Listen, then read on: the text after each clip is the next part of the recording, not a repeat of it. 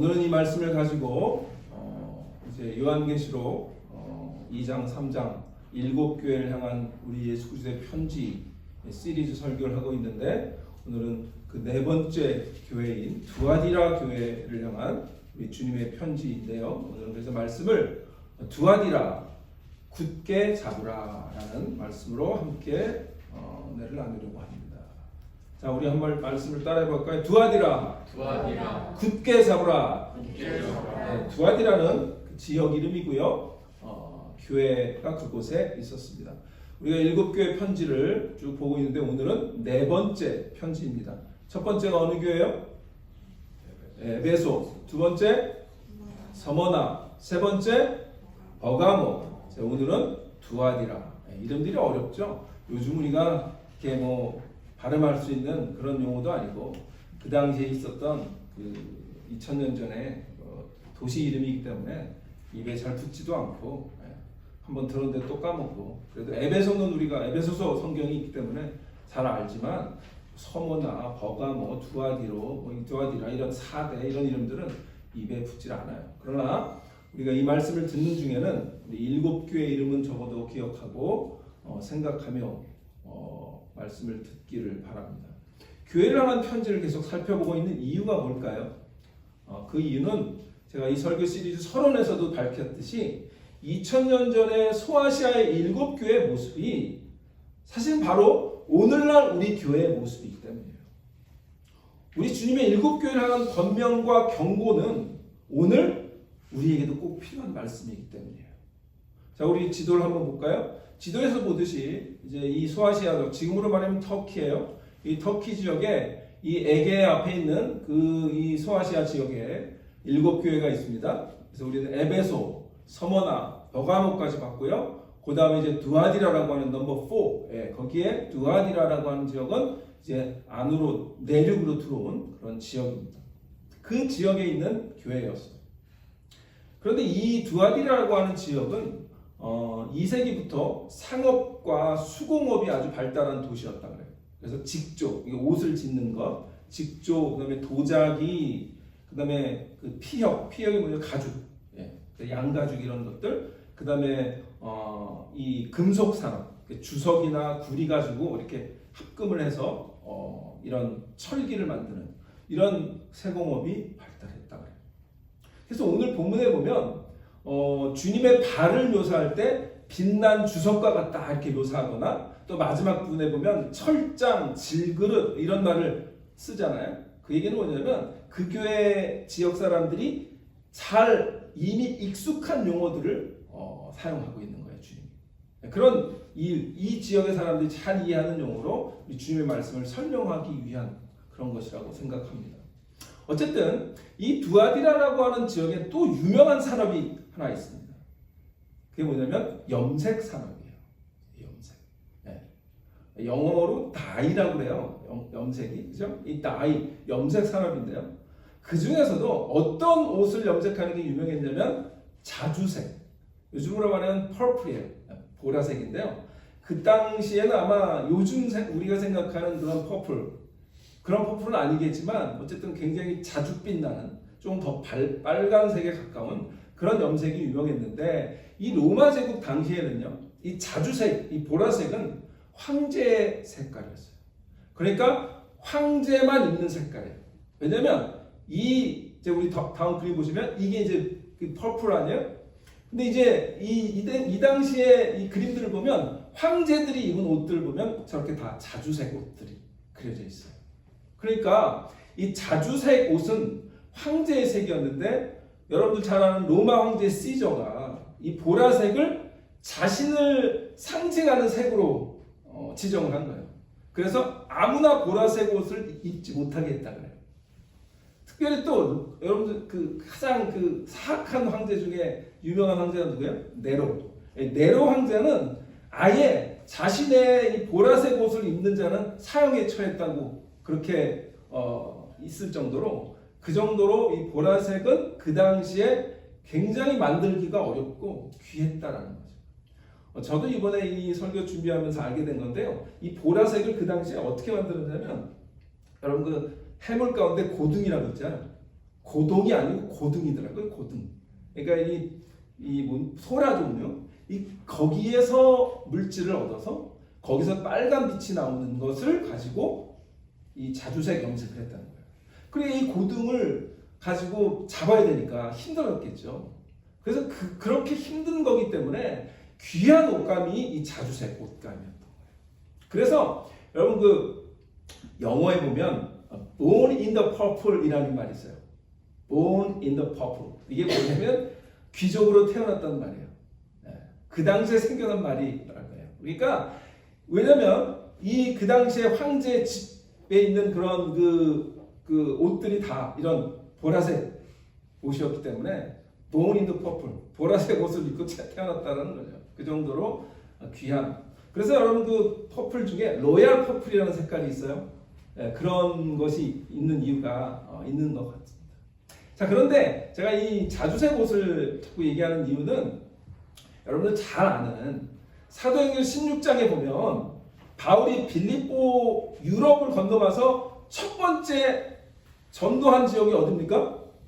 빌립보죠. 또 그 빌립보에서 첫 번째 복음의 열매가 누구죠? 리디아. 이 루디아가 어디서 나왔어요? 어디 지역 출신이에요? 이 두아디라 출신이에요. 이 두아디라에서 이 리디아가 뭘 했죠?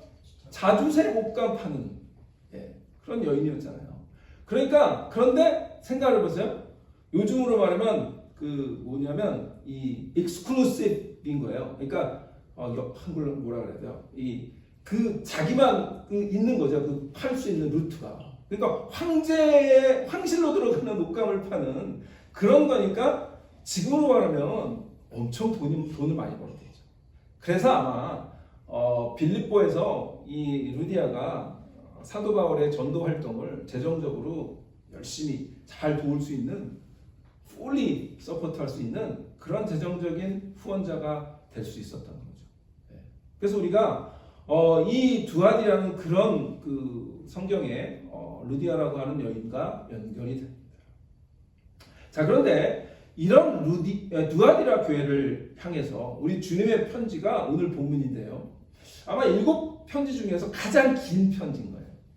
제가 이제 계속해서 이 편지 가운데 키워드를 가지고 오늘 본문의 말씀을 정하는데 오늘 키워드는 뭘까 생각을 했는데 오늘 키워드는 우리 25절 보면요. 25절에 있는 이런 말씀이에요. 다만 너에게 있는 것을 내가 올 때까지 굳게 잡으라 라는 말씀이에요. 그래서 저는 오늘 이 말씀을 키워드라고 생각하고 오늘 제목을 두아디라 굳게 잡으라 라는 말씀으로 정했습니다. 그러면 무엇을 굳게 잡으라 그러죠? 너희에게 있는 것. 너희에게 있는 게 뭘까? 그 말씀을 오늘 좀 나누려고 합니다.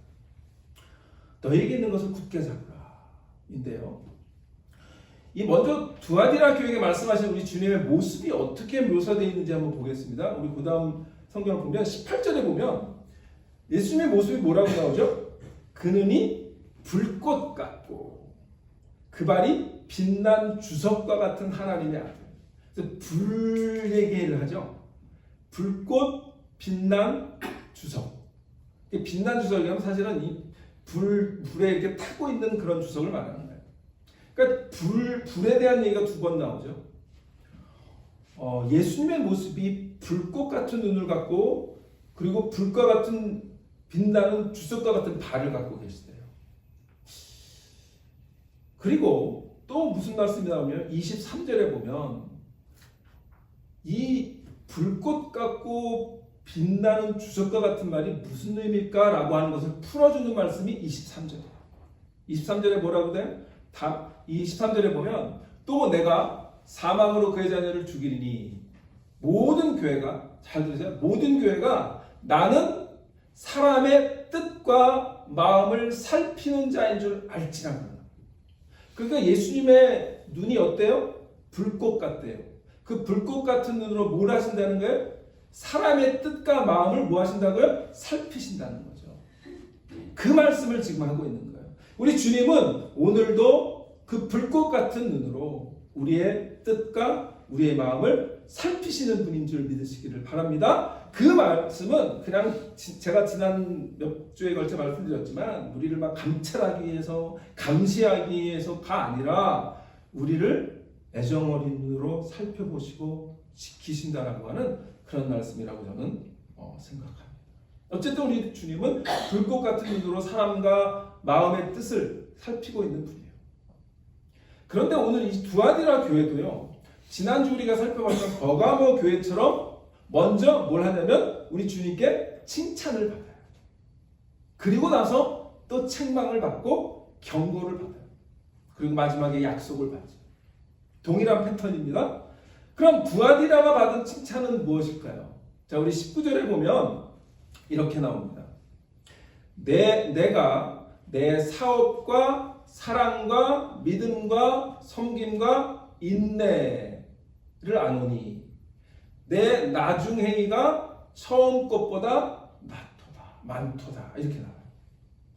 그러니까 여기 보면 내 사업이라고 하는 말은 뭐 비즈니스라는 말이 아니라 이 헬라어에 보면 행위라는 뜻이에요. 행위. 그러니까 이 내 사업이라고 하는 말은 그 뒤에 나오는 그 말을 다 설명해 주는 거예요. 뭐냐면 사랑과 믿음과 섬김과 인내, 그 다음에 나중 행위, 이 모든 것을 이 사업이라고 얘기할 수 있는 거예요. 그러니까 서머나 교회는 에베소 교회는 뭐예요? 첫사랑을 잃어버렸었잖아요. 그런데 이 두아디라 교회는 처음 사랑이 끝까지 가는 거죠. 그래서 사랑과 섬김과 인내와 이 모든 행위들이 주님 보시기에 아름다웠던 거예요. 그리고 그 주님의 이름으로 행하는 행위들이 소문이 나서 예수님의 이름을 높여드렸던 그런 교회가 두아디라 교회였던 거예요. 바라기는 우리 디자인 불교회도 이런 두아디라 교회처럼 처음 행위가 나중까지 가고 사랑과 믿음과 섬김과 인내 행위가 소문이 나서 우리 주님께 칭찬받는 그런 교회가 되시기를 주의 이름으로 축원합니다. 예. 그런데 역시 또 그러나 있어요. 그러나 뭐예요? 그러나 이 두아디라 교회 역시 주님께 책망을 받아요. 우리 교회들이 그래요. 우리가 다 잘했으면 좋겠는데 부족한 것들이 있는 거죠. 그 부족한 부분은 주님께 사랑의 책망을 듣는 게 맞는 거예요. 그래야 우리가 영적으로 더 성숙해질 수 있는 건데 두아디라 교회도 그랬던 거죠. 칭찬도 받았지만 주님께 책망도 받았어요. 그 책망은 우리가 바로잡아야 되는 거죠. 그 말씀을 오늘 우리가 주님께 듣기를 소원합니다. 이 책망은 뭐냐면 지난주 우리 버가모 교회 아주 유사한 책망이에요. 버가모 교회는 누구의 교훈을 따르는 자들이 있었어요? 발람의 교훈. 그 발람의 교훈을 따르는 자들이 쉽게 말하면 그 당시에는 니골라당의 교훈을 지키는 자라고 버가모 교회의 편지에는 그렇게 나왔었어요. 그런데 이 두아디라 교회 역시 이세벨이라고 불리는 거짓 선지자를 용납했다라고 주님 말씀해요. 그러니까 여기 이세벨은 여러분 잘 아는 것처럼 북이스라엘의 왕국의 누구의 아내였어요? 아합. 네, 북이스라엘 7대 왕은 아합의 아내였는데 이 이세벨이 이방 여자였어요. 그래서 그 이방 신을 섬기는 바알 신을 섬기는 여자를 이 아합이 결혼을 한 거죠. 그러자 이 이세벨이 뭐예요? 모든 그 왕궁을 이 바알 우상으로 덮어놓은 거예요. 그래서 우리가 잘 아는 이사야가 갈멜산에서 뭐예요? 이 바알 선지자를 하나님의 그 불로 그 대결에서 승리하잖아요. 그럴 때 이세벨이 어떻게 돼요? 억울해가지고 분해가지고 이사야를 끝까지 죽이겠다고 그렇게 나오는 거 아니에요? 그 이세벨이에요. 그러면 그 당시에 이 두아디라의 이세벨이 그 이세벨은 아니죠. 그 이세벨이라고 불리울 정도의 그런 아주 사악하고 간교하고 그리고 우상 숭배를 조장하는 그런 여인이 그 교회에 있었다는 얘기겠죠. 그리고 이세벨을 용납했다는 거죠. 그게 두아디라의 결정적인 우리 주님께 책망받은 사건이에요. 그런데 다행히도 이세벨의 교훈을 받지 아니한 신실한 성도들이 이 교회에 있었다는 거죠. 그래서 그분들을 향해서 이 예수님께서 뭐라 그래요? 너희들에게는 내가 짐을 지울 게 없다. 다만 어떻게 해요? 너희가 가지고 있는 것을 내가 올 때까지 굳게 잡아라. 그렇게 우리 주님이 권면하신 겁니다. 오늘은 그래서 그 말씀인데요. 자, 그런데 저는 그러면 굳게 잡으라라고 하는 말은 뭐 여러 가지로 할 수 있죠. 믿음을 굳게 지켜라, 말씀을 붙잡아라, 뭐 여러 가지로 할 수 있는데 저는 오늘 이 두아디라 교회 같은 교회가 만약에 있다면 우리 주님이 굳게 잡으라고 말씀하신 그 의미가 뭘까라고 생각했는데 저는 그걸 뭐라고 해석하고 싶냐면 영적인 분별력을 가지라. The spiritual discernment를 가지라 라는 말로 저는 해석하고 싶어요. 여러분 분별력이 뭘까요? The discernment, the power of discernment인데요. discernment은 뭐냐면 모호한 것, 모호한 게 뭐냐? 이건가 저건가 헷갈리는 그런 모호한 것을 잘 파악하고 이해하는 능력이 분별력이에요. 그래서 무언가를 잘 지각하는 거고, 그리고 보통의 우리가 마음속에 이렇게 보면 분명하지 않은 것들을 볼 수 있는 힘, 그게 분별력. 다시 말하면 이거예요. 진실을 볼 수 있는 능력, 그게 분별력이에요. 그러면 진실을 볼 수 있는 능력은 뭘까요? 정확해야 되겠죠. 정확성이거든요. 이세벨이라고 하는 이 거짓 선지자의 잘못된 가르침을 용납했다라고 하는 말은 뭐죠? 그거를 분별하지 못했다는 거예요. 오늘날 많은 교회들이 뭐 한국이나 미국이나 뭐 신천지 이런 이단에 쉽게 넘어가는 이유가 뭘까요? 영적인 전쟁인데 그거에 가장 중요한 거 뭐냐면 분별하지 못하는 거거든요. 영적인 분별력이 없으면 넘어가는 거예요.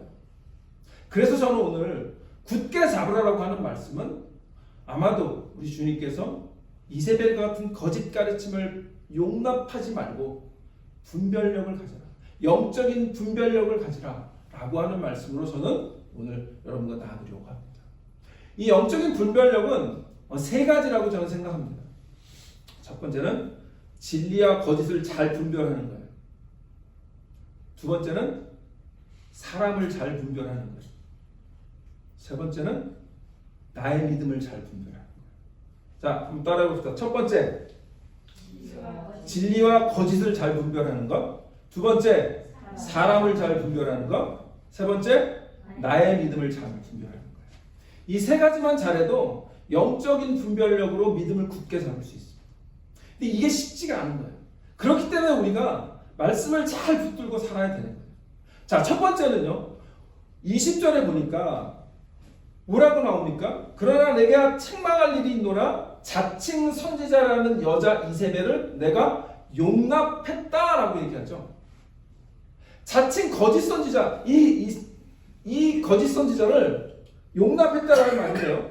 자, 그러면 이 이세벨이라고 하는 여자가 진짜 이세벨이었는지 이름은 몰라요. 이세벨이라고 하는 여자로 이름으로 상징되는 이 거짓 선지자를 용납했다라고 하는 말은 뭐냐면 그 거짓을 분별하지 못했다는 얘기죠. 그런데 이 이세벨이라고 하는 여자가 그 당시에 두아디라 교회에 들어왔을 때 그분이 나는 거짓 선지자요 라고 얘기하고 들어왔을까요? 그렇지 않아요. 나는 진실만을 말하고 나는 예수 그리스도의 복음을 말하는 자라고 얘기했겠죠. 그런데 두아디라 교회의 성도들은 그것을 믿고 그 사람의 말을 들었는데 결국은 어떻게 된 거예요? 음행에 빠지고 성적인 타락에 빠지고 도덕적으로 타락하게 되고 하나님이 기뻐하지 않는 삶을 살게 됐다는 거죠. 그래서 저는요, 이 20절에 있는 말씀을 거꾸로 돌아보면 이세벨을 용납하지 않는 게 뭘까? 그게 첫 번째, 거짓 영을 잘 분별하는 거예요. 그게 영적인 분별력입니다. 이 영적인 분별력이라고 하는 말이 사실 어렵죠. 그래서 첫 번째는 이 거짓 영을 잘 분별하는 건데요. 거짓 교훈과 거짓 복음을 용납하지 않기 위해서 우리에게 필요한 게 뭘까? 그게 영적인 분별력인데요. 이 영적 분별력은 제가 지난 오래전에도 말씀을 드렸어요. 우리 신앙생활에서 정말 중요한 부분이에요. 그런데 굉장히 간과되고 있는 부분이에요. 영적인 분별력은요, 우리의 믿음의 성숙과 비례할 수 있어요. 그래서 믿음이 좋다고 다 영적인 분별력이 있다고 말할 수는 없지만 영적인 분별력이 있다라고 하는 것은 우리의 믿음이 어느 정도 성숙하다라고 볼 수 있는 거예요. 그런데 이 영적인 분별력의 첫 번째 시금석이 뭐냐면 거짓과 진리를 분별하는 거예요. 아까 제가 말씀드렸죠? 분별력의 정의가 뭐라고요? 진실을 볼 수 있는 능력, 정확성인 거예요. 그러니까 우리가 거짓 영을 잘 분별하는 것, 그것이 첫 번째 영적인 분별력이 된다라고 말씀드릴 수 있습니다. 참과 거짓을 잘 구별하는 거예요. 진리를 분별하는 거예요. 여러분, 팬데믹 이후로요, 유튜브에 보면 수많은 목사님들의 설교와 또 말씀이 올라와 있습니다. 그 가운데 뭐 이단에 속한 단체들의 설교도 굉장히 많습니다. 그런데 그런 것들을 막 듣다 보면 맞는 것 같거든요. 근데 분별이 안 되죠. 여러분, 이단이 원래 뭐예요? 이단. 네? 끝이 다른 거. 네. 다를 이자 끝단자예요. 끝만 다른 거예요. 잘 가다가 끝만 살짝 틀면 예를 들면 나는 예수님의 다 좋은데 예수님이 천연로 잉태했다는 거는 못 믿겠어라고 한다든지 이런 식으로 조금씩 다르게 가르쳐요. 근데 그거를 우리가 다른 걸 보니까 대부분은 좋은 것 같으니까 그냥 아멘으로 막 받는 거죠. 영적인 분별력의 첫 번째는 참과 거짓을 잘 분별하는, 거짓 영을 잘 분별하는 그런 것입니다. 마귀는요, 영적으로 어린아이 같은 사람뿐만 아니라 우리가 신앙생활을 오래 했는데 열심을 가지고 신앙생활하는 사람들도 역시 우리를 넘어뜨리는 거죠. 아까 두아디라 교회에 이세벨이라고 하는 여자가 들어왔을 때 거기에 신앙이 다 없는 사람들만 넘어갔을까요? 안 그래요. 믿음이 좋다고 하는 사람들도 넘어가요. 여러분, 이단에 보면 공부도 많이 하고 이런 사람들이 막 쉽게 빠지면 이건 도대체 이해가 안 가잖아요. 그런데 그게 영적인 거기 때문에 그래요. 마귀는 오늘도 우리의 영혼을 흔들어서 악한 길로 가도록 유혹하고 이세벨과 같은 그런 사람들을 교회에 보내서 우리를 흔들 수 있다는 거예요. 이럴 때 영적인 분별력을 잃어버리면 하나님의 무엇이 진리이고 무엇이 거짓인지 분별하지 못하면 하나님이 기뻐하시는 삶을 살 수 없다라는 거죠. 영적인 분별력을 잃어버리면 하나님의 뜻이 아닌 것을 하나님의 뜻이라고 믿어요. 그리고 어리석은 말과 행동을 하게 되는 거죠. 그렇게 되면 우리 가정도 망가지고 교회를 분열시키기도 하고 이단에 넘어가기도 하고 그렇게 되는 거죠. 그래서 사도 요한이 우리가 늘 읽어봤지만 이렇게 요한일서 4장 1절에서 우리에게 권면하죠. 요한일서 4장 1절에 보면 뭐라고 나옵니까? 사랑하는 자들아, 영을 다 믿지 말고 오직 영들이 하나님께 속하였나 분별하라. 많은 거짓 선지자가 세상에 나왔습니다. 사도 요한이, 이 요한계시록도 사도 요한이 썼고 요한일서도 사도 요한이 썼죠. 그러니까 요한이 속했던 공동체에서 이런 문제가 굉장히 있었던 거예요. 그래서 영을 믿지 말아라. 거짓 영들이 너무 많다. 그 얘기를 하고 있는 거죠. 근데 이 당시에 요한일서를 잘 보면 그 앞에 부분을 보면 거짓 선지자가 뭘 가르쳤냐면 예수님이 육체로 온 것을 부인한다고 했거든요. 원래 말이에요. 이 거짓된 영의 대표적인 특징 중에 하나가 영과 육이 균형을 잃게 만드는 거예요. 그래서 모든 것을 다 영적으로 보는 거예요. 예수님이 육신에 오신 것을 부인한다고 하는 거죠. 영적인 것만 대단하고 육적인 것은 더럽고 추한 거라고 생각하는 거예요. 그러니까 그래서 어떤 문제가 나냐면 육적으로 범죄를 저질러도 상관없고 뭐 더럽게 타락을 해도 상관없어. 우리 영은 구원받았으니까. 이렇게 생각하는 것들이 그 당시에 있었다. 그게 이제 초대교회 이단 중에 영지주의라는 게 있었어요. 이게 이제 그런 이단이에요. 근데 이게 오늘날에는 없을까요? 오늘날도 있어요. 교회 안에요. 우리가 우리의 육신으로 사는 건 그냥 이 땅에 주어진 몸뚱아리니까 그렇게 사는 건데 우리는 영적인 게 더 귀하고 더 소중한 거야. 그러니까 그러니까 우리가 영적으로만 우리가 구원받고 영적으로만 우리가 살면 돼라고 하는 그 지나친 영적인 주의, 이게 영지주의의 한 부류예요. 그런데 지나치게 모든 것을 영적으로 해석하는 것, 그것도 거짓 영을 분별하지 못하는 거예요. 현실과 관계없이 믿음 생활하는 것처럼 생각해서는 안 되죠. 하나님, 우리가 성령인 사람인 동시에 이 땅에서 소금과 빛으로 살기를 원하시는 그런 삶을 우리가 주님께서 원하신다. 이게 건강한 영성입니다. 영적인 구별력은요, 영과 육의 균형을 잘 잡는 것입니다. 아무리 우리가 예언도 하고 방언도 하고 치유의 은사도 있고 성경 공부도 많이 하고 기도를 많이 해도 현실에서 성실한 삶을 살아가지 않으면 참된 영적인 분별력이 없는 것입니다. 현실에 뿌리박은 영성, 이것이 진정한 영적인 분별력인 줄 믿으시기를 바랍니다. 자, 두 번째는 이거예요. 첫 번째는 거짓 영을 잘 분별하는 거예요. 두 번째는 사람을 잘 분별하는 거예요. 23절에 보면 예수님이 이런 말씀해요. 내가 사망으로 그 자녀를 죽이리니, 그러면서 모든 교회가 나는 사람의 뜻과 마음을 살피는 자인 줄 알래. 근데 이거는 예수님만 그런 걸까요? 우리가 예수님의 제자잖아요. 그럼 우리가 예수님을 닮아가는 거라면 예수님이 불꽃 같은 눈으로 사람의 뜻과 마음을 살피시는 분이라면 우리도 예수님을 닮는다라고 하는 것은 우리도 불꽃 같은 눈으로 사람의 뜻과 마음을 잘 살피는 자가 돼야 돼요. 그거를 비판하고 비난하기 위해서가 아니라 그 사람을 위해서 기도하고 이분의 영적인 상태를 위해서 기도하는 그런 사랑의 마음과 섬김의 마음을 위해서라도 우리는 잘 사람을 분별하고 잘 불꽃 같은 눈으로 볼 수 있어야 된다. 근데 이 부분이 잘 우리가 잘 안 돼요. 사람을 잘 분별하지 못할 때가 많죠. 그래서 제가 아까 말씀드린 것처럼 진정한 영성은요, 현실에 뿌리박은 영성이기 때문에 영적인 분별력은 두 번째, 우리가 매일 살면서 만나는 사람들을 잘 분별하는 능력이기도 한 거예요. 여러분, 이게 우리말 속담에 10길 물속은 알아도 한 길은 사람 속은 모른다라는 말이 있죠. 그래서 사람 분별하기가 쉽지 않죠. 정말 좋은 사람 같은데 믿었다가 배신을 당하기도 하고 아픔을 겪기도 하는 것, 그게 사람과의 관계고, 그래서 인간관계가 가장 어렵죠.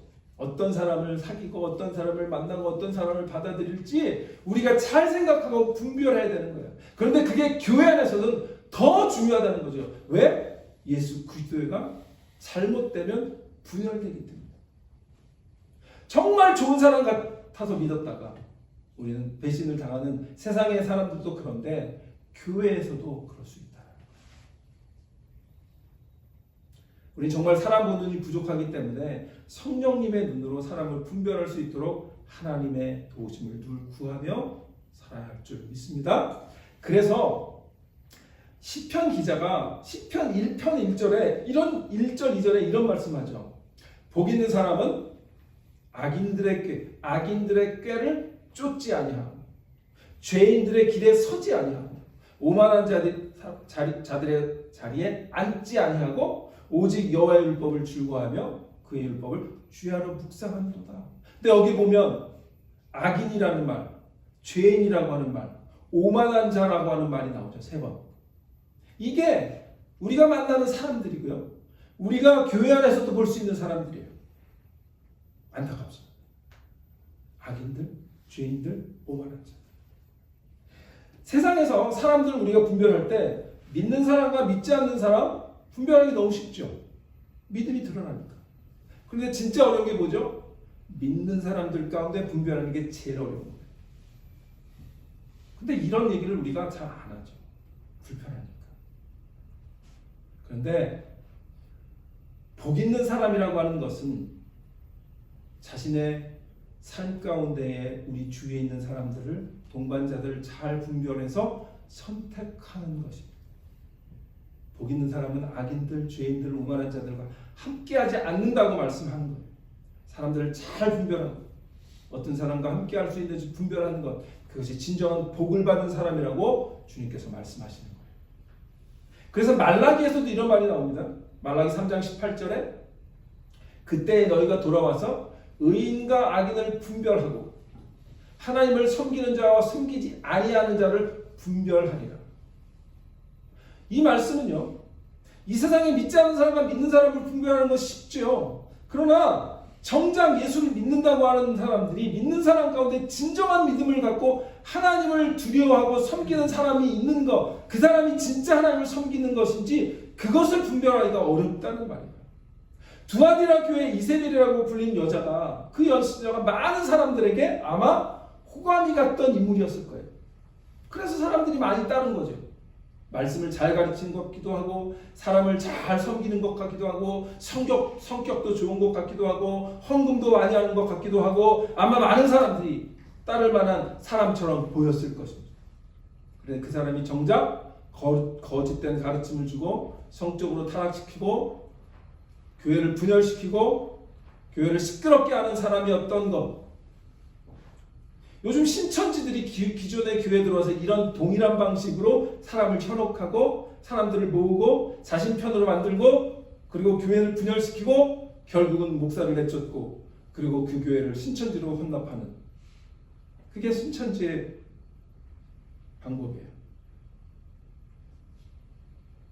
그런데 이렇게 이단적인 사람은 아니더라도 교회 내에서도 당을 짓고 편을 만들고 자기중심적으로 사람을 모으고 교회를 어지럽게 하는 사람들이 있다면 그것은 우리가 잘 분별해야 된다. 이런 사람들을 잘 분별해야 우리가 교회를 잘 든든하게 세울 수 있는. 이 말은요, 오해하지 마세요. 사람들을 평가하고 비난하고 비판하라는 말이 아니에요. 이겁니다. 사람들의 믿음 생활의 동기를 잘 분별하는 거예요. 모티베이션이 뭐냐? 하나님의 중심의 사람인지 내 중심의 사람인지를 분별하라. 하나님의 영광을 위해 신앙생활을 하고 있는지 내가 인정받고 나만 알아주기를 바라는 나 중심의 신앙생활을 하고 있는 사람인지를 잘 분별하라는 거예요. 그런데 이런 사람들은 분별하기가 쉽지 않아요. 그리고 또한 잘못하면 교만하게 되고 다른 사람을 비판하는 것으로 이렇게 오해할 수 있거든요. 그렇기 때문에 마지막 영적 분별력이 중요한 거예요. 마지막 영적 분별력은 나 자신을 잘 분별하는 거예요. 24절 25절에 보니까 두 아들에 남아있어 이 교훈을 받지 아니하고 소위 사탄의 깊은 것을 알지 못하는 너에게 말하는 거예요. 이 말은요 조금 어렵게 말을 꼬았는데 두아디라 교회에서 이세벨의 교훈을 받지 아니한 사람들을 예수님이 뭐라고 묘사하냐면 사탄의 깊은 것을 알지 못하는 자들이라고 설명한 거예요. 그러니까 그 말을 거꾸로 말하면 뭘까요? 이세벨의 교훈을 받지 않고 오직 예수 그리스도 하나님의 깊은 것을 알기로 작정하고 붙잡은 사람들이란 말이에요. 그렇죠? 그러니까 그것을 뭐라는 거예요, 예수님이? 너에게 있는 것, 그것을 내가 올 때까지 굳게 잡아라. 그러면 이게 왜 나 자신을 잘 분별하는 것과 연결될까요? 내 믿음이 어떤 상태인지를 잘 분별해야 내가 가지고 있는 것을 굳게 잡고 끝까지 지킬 수 있는 거예요. 두아디라 교회는 특이한 점이 있는데 다른 교회들은 그렇지 않은데 이 두아디라 교회는요 칭찬 후에 책망이 있어요. 근데 책망 이후에 또 다른 칭찬이 있는 거예요. 그 칭찬이 오늘 24절인 거예요. 너희가 이 교훈을 받지 아니하고 사탄의 깊은 것을 알지 못하는 너희에는 내가 짐을 줄 게 없다. 그게 뭐예요? 너희에게 다른 교훈을 내가 줄 필요 없다. 너희 잘하고 있어. 그 얘기예요. 아무쪼 우리 디사이플 교회가 주님께 이러한 칭찬을 받는, 오직 주님의 깊은 것만을 바라는, 그래서 다른 교훈을 받지 않는 영적으로 바로 서는 그런 여러분들 되시기를 주님으로 축원합니다. 아멘. 하나님의 말씀을 잘 붙잡는 거죠. 악한 영의 가르침을 기피하려고 하는 게 아니라 하나님의 말씀을 더 기피하려고 하는 거예요. 우리는요 뭔가 새로운 것을 자꾸 찾거든요. 그러다 보면 이상한 거를 자꾸 가르침을 받게 되는 거예요. 그런데 복음은 왜 우리에게 늘 새로우냐면 복음의 깊은 부분을, 여기 사탄의 깊은 곳이 아니라 복음의 하나님 말씀의 깊은 부분을 더 알기 때문에 알아가기 때문에 우리에게 새로운 것이지 복음의 어떤 다른 것들을 우리가 알기 때문에 새로운 게 아니에요. 사람들은 자꾸 그런 것들, 그런 새로운 것을 찾는데 그러다 보면 잘못된 길로 가게 됩니다. 오직 하나님의 말씀을 더 알기 위해서 그 하나님의 말씀에 더 깊은 것을 알기 위해서 말씀을 사모하는 저와 여러분 되시기를 축원합니다. 그래서 하나님의 말씀은요 성령의 감동으로 된 것이죠. 그래서 말씀의 깊은 것을 알고자 하면 성령의 도우심을 구해야 돼요. 영적인 분별력의 마지막은 나의 믿음을 잘 분별하는 것이고요. 그것은 성령의 도우심과 성령의 충만함을 구할 때 오직 그것이 가능한 거예요. 그래서 바울이요 고린도전서 2장 10절에서 이렇게 말합니다. 오직 하나님의 성령으로 이것을 우리에게 보이셨으니 하나님의 성령으로 성령은 모든 것 곧 하나님의 깊은 것까지도 통달하시는 거예요. 아멘. 네. 우리가 하나님의 성령을 구하며 성령의 도우심을 구하며 성령의 충만함을 구할 때에 나 자신을 잘 지킬 수 있는 거예요. 나의 믿음을 잘 붙잡을 수 있는 거예요. 내가 가지고 있는 이 믿음을 더 디벨롭 시켜서 굳게 잡을 수 있는 줄 믿으시기를 바랍니다. 제 말씀을 마칩니다. 두아디라 교회는 주님께 칭찬받는 교회였어요. 믿음의 행위에 소문이 나서 주님의 이름을 높였던 교회예요. 그리고 동시에 영적으로 혼란스러운 교회였어요. 이세벨이라고 하는 악한 영이 교회를 영적으로 흔들어댔어요. 그러자 그 교회는 흔들리고 분열되고 영적으로 타락하는 길을 가게 된 거예요. 그런 사람들이 많이 생겨나는 거예요. 그래서 잘못된 가르침을 받은 사람들은 성적으로 도덕적으로 범죄하게 됐죠. 그러나 다행히 그 가운데도 믿음을 굳게 붙잡고 지킨 소수의 신실한 그리스도인들이 있었어요. 오늘은 주님은 그 소수의 말씀을 붙잡고 있는 자들에게 너희가 가진 것을 굳게 붙잡으라 이렇게 말씀하셔요. 다시 말해서 영적인 분별력을 갖고 믿음 생활을 하는 말씀. 오늘 수많은 잘못된 가르침과 복음이 우리의 믿음을 잘못된 복음이 우리의 믿음을 흔들어대고 있는 이 시대에 이런 때 무엇보다도 중요한 것이 있다면 영적인 분별력을 갖는 것인 줄 믿습니다. 거짓 영을 분별해야 합니다. 진리를 잘 분별해야 합니다. 사람들도 잘 분별해야 됩니다. 믿음을 가졌다고 하는 사람들이 다 하나님을 잘 섬기는 것이 아니라 나 중심으로 섬기는 사람도 있음을 알아야 합니다. 나는 그런 사람이 되지 않아야 합니다. 마지막으로 그래서 나 자신의 믿음을 잘 돌아보고 분별해야 하는 그런 것을 오늘 우리에게 주님은 말씀합니다. 오직 나의 믿음을 하나님의 말씀의 깊은 것에 뿌리박고 우리가 갖고 있는 이 믿음을 주님 오실 때까지 굳게 붙잡는 저와 여러분 되시기를 주님으로 축원합니다. 기도하겠습니다.